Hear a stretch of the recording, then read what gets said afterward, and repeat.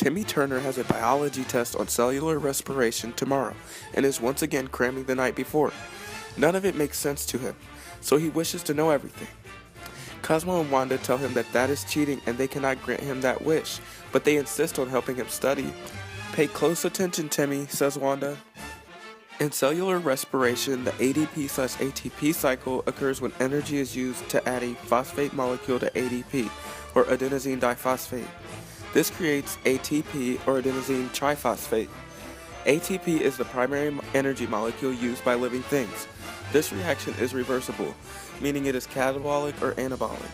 Cellular respiration is the set of metabolic reactions and processes that take place in the cells of organisms to convert biochemical energy from nutrients into ATP and then release waste products.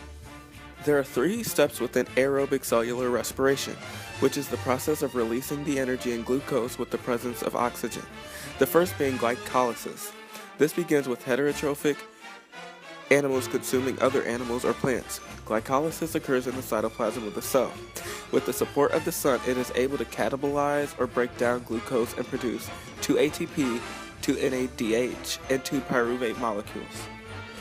The second step of aerobic cellular respiration is the Krebs cycle, in which pyruvic acid is broken down into carbon dioxide in a series of energy-extracting reactions, such as the reactant acetyl coenzyme A. Its main job is to make more high-energy electrons for the electron transport chain. The products made from glycolysis move to the matrix of the mitochondria where the Krebs cycle occurs. It produces 2 ATP, 8 NADH, 2 FADH2, and 6 CO2. The waste product CO2 is released. These products go to the electron transport chain. The third and final step of cellular aerobic respiration is the electron transport chain, or a chemical reaction where high-energy electrons are transferred to low-energy electrons. This occurs in the inner membrane of the mitochondria. The reactants NADH, FADH2, and CO2 of the electron transport chain came from the previous 2 steps, glycolysis and the Krebs cycle. The product of the electron transport chain, 34 ATP, goes to supply energy where it is needed, and the waste product H2O is released. In anaerobic respiration, which is the process of releasing the energy in glucose without the presence of oxygen, there are 2 steps, glycolysis and fermentation.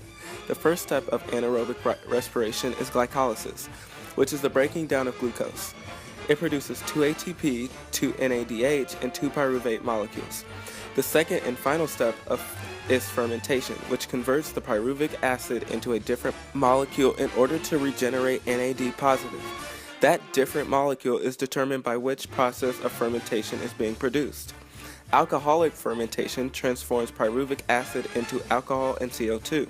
Lactic acid fermentation transforms pyruvic acid into lactic acid. Wow, that makes so much sense, says Timmy. We provide CO2 for plants, and plants provide O2 for us. Without each other, life would not exist. Thanks, Cosmo and Wanda. I'm going to ace this test.